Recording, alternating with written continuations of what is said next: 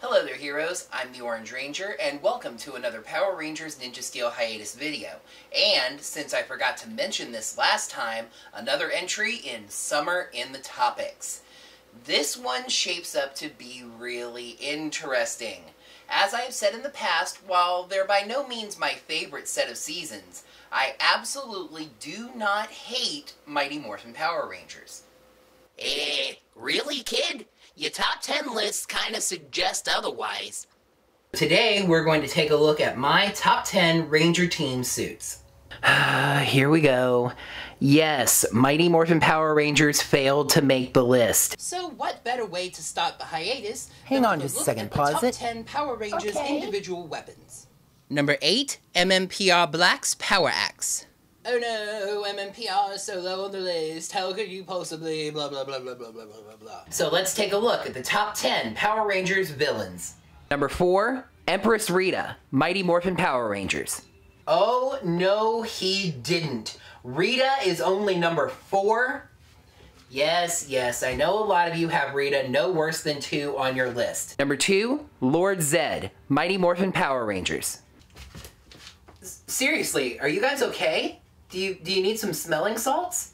There have been nearly 200 Power Rangers, and I had to sift through that entire group and pick my favorite 10. Number 8, Jason, Mighty Morphin Red Ranger. Alright, cue up the "oh no he didn't" clip about Rita and multiply that by about 20.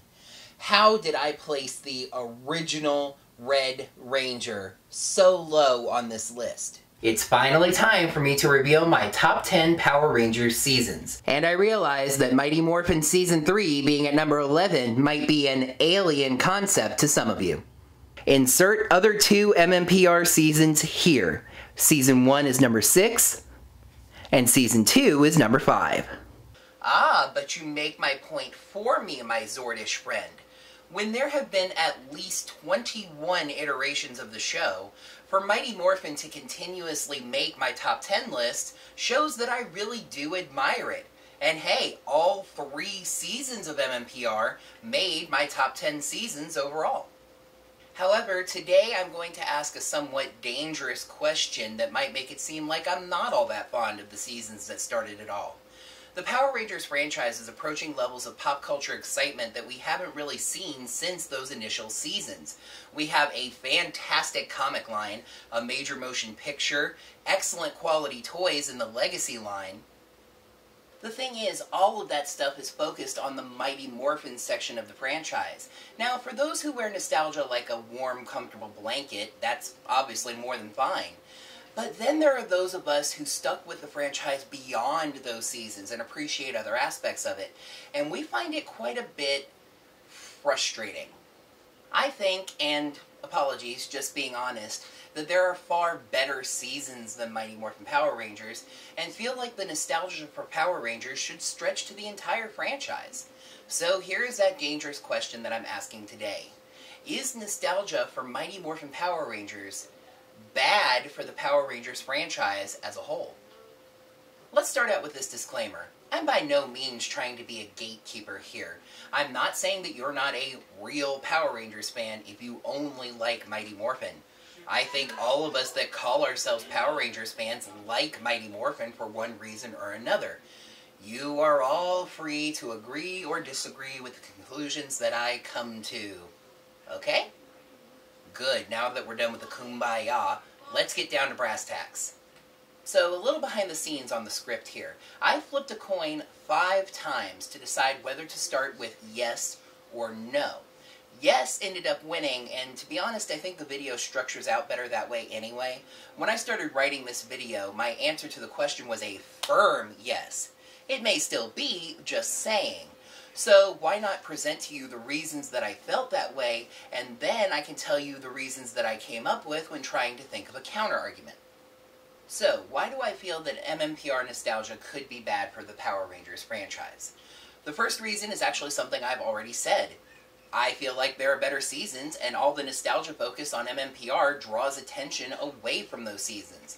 By now, anybody who's been watching the show for a while knows that my favorite season was Power Rangers Time Force. Is anybody nostalgic for that season besides us hardcore fans? How about we celebrate a few of that show's anniversaries, eh? Also, MMPR is starting to feel incredibly oversaturated. The toys, the creative media, it's all focused on Mighty Morphin. The Legacy line toys are excellent, and yes, we're getting some action figures for other seasons, but how close are we to getting Legacy Zeonizers? A Legacy Turbo Megazord? We have a fantastic comic book line, which is about to start its 4th iteration, if you count the Justice League crossovers, and it will not move on from Mighty Morphin Power Rangers. I would love to see Boom do a take on other seasons, or, here's a really crazy thought, do an original Power Rangers comic.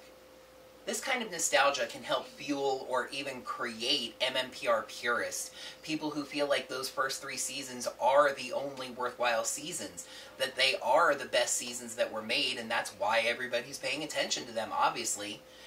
I apologize, but it's pretty logically clear that they're not. The story builds itself to better in future iterations, technology improves to make the show look better and better, etc. In the end, I think the strongest reason for my case that it is bad for the franchise is that change has become an inherent part of this show and everything around it. We get 40 or so episodes with one team, see their story, how it starts, how it ends, and then we move on to something else. With this constant nostalgic focus on Mighty Morphin, it feels kind of like the show was rebooted and just constantly continued. At this point, I am really ready for something new, even if that new thing is shifting the nostalgic focus as close as Zeo. That's a pretty good case, right? I've held all of those opinions for a really long time, actually, ever since MMPR nostalgia has really been a thing. And to be honest, my initial idea for this video was for it to be very similar to my How Darker Power Rangers Could Work video, where I just presented my case and then let you heroes argue back in the comments. But then I thought about what I'd chosen to call this video. The question, is MMPR nostalgia bad for Power Rangers? And it made me feel like I should actually explore both sides of the issue. So I sat and thought about a counter-argument, why that nostalgia could be good for the franchise, and these are the reasons I came up with. First of all, there is no arguing, especially these days, that nostalgia is financially beneficial to a franchise. The MMPR Legacy toys have sold very well, and that's financially beneficial to the toy line as a whole. The reason we're getting the Go-Go Power Rangers comic as another MMPR comic is that the other comic lines are selling very well, and then people see Power Rangers is getting another comic line, and that is a positive headline. And it got a movie, a major Hollywood motion picture. I cannot argue that the movie shouldn't have been a reboot of Mighty Morphin Power Rangers, because that's what would draw the biggest general audience, and that's what the movie needed to try and succeed. We're coming up on this franchise's 25th anniversary, and when a major milestone for a franchise comes up like that, a lot of people think back to how that franchise began. So next year, I'm sure we're going to see yet another spike in MMPR nostalgia.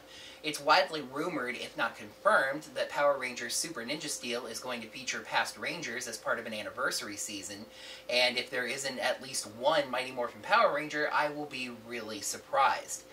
And to be honest, the last anniversary season, Super Mega Force, did Mighty Morphin Power Rangers very little favors.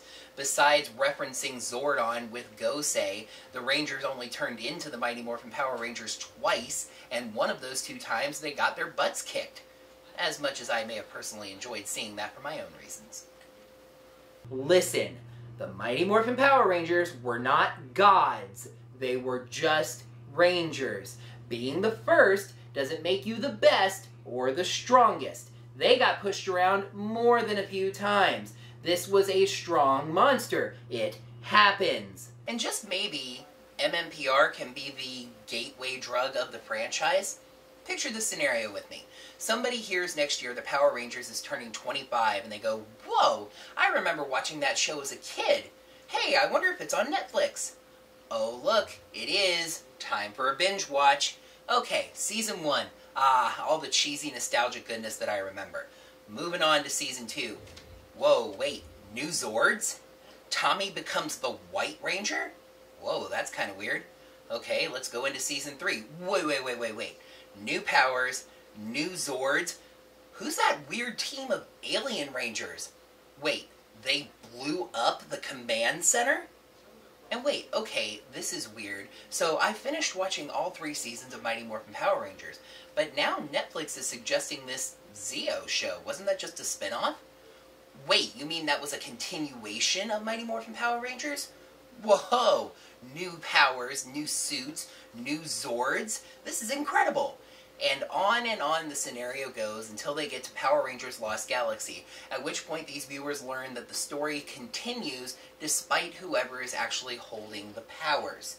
And now you have someone who started out as an MMPR nostalgia fan that is now a fan of the franchise as a whole. I mean, remember, while yours truly only watched the show up to the end of Power Rangers Turbo, it was rewatching the show on Power Rangers Generations on Jetix that led me to my favorite season, Time Force. Well, crud. Now we have good cases on both sides. So what's my answer to this question? Both. Neither. I'm a lot more ambiguous on this issue than I was when I started writing this video. In the end, I guess it's all gonna come down to personal opinion. In the end, I have to admit that there are both good and bad aspects to this kind of nostalgic focus on one set of seasons for the entire franchise as a whole. Like I said, in the end, it all falls to personal opinion. I really do wish that there were the kind of nostalgic love MMPR gets for other seasons in the franchise, but hey, to each their own. If you only like Mighty Morphin Power Rangers, I would encourage you to follow the story onward. Zeo, Turbo, In Space, Lost Galaxy, etc. If you like other seasons better than Mighty Morphin, don't be rude about it. Just tell your friends who only like Mighty Morphin why the other seasons are good as well. Coming up next time, I'm going to take a little break, clearing the stage for something that you folks have been demanding. When Power Rangers decided to embrace YouTube as an advertising source, they also decided to create something that uses one of the biggest draws on YouTube, cats. A series of shorts called Meower Rangers were created, also rebooting MMPR, this time starring kitty cats, and a dog, and a fish. Now, I decided that this is obviously something that needs to be reviewed, but I'm not really qualified to do so. Who is? My own cat, Squeak, who is literally laying straight across from me on the desk right now. So, next time on the Hiatus videos, Squeak reviews Meower Rangers. So, before we head to the outro, I've decided to do something that causes a little bit of a change in my very carefully memorized outro speech. As you all know, YouTube fairly recently decided to end their fan funding program. That's the one where I would ask you to head over to my channel page and click that blue support button. So have I finally decided to start a Patreon? No, not yet. Listen, when I finally do start my Patreon, it's something that I want to do right. I want to be able to create some exclusive content. I want to get my videos out on time, so maybe I can even do an early access kind of thing. I want to be able to create exclusive content in exchange for support, like Linkara does with his reviews, things like that. That is definitely not something I'm able to commit the time to right now.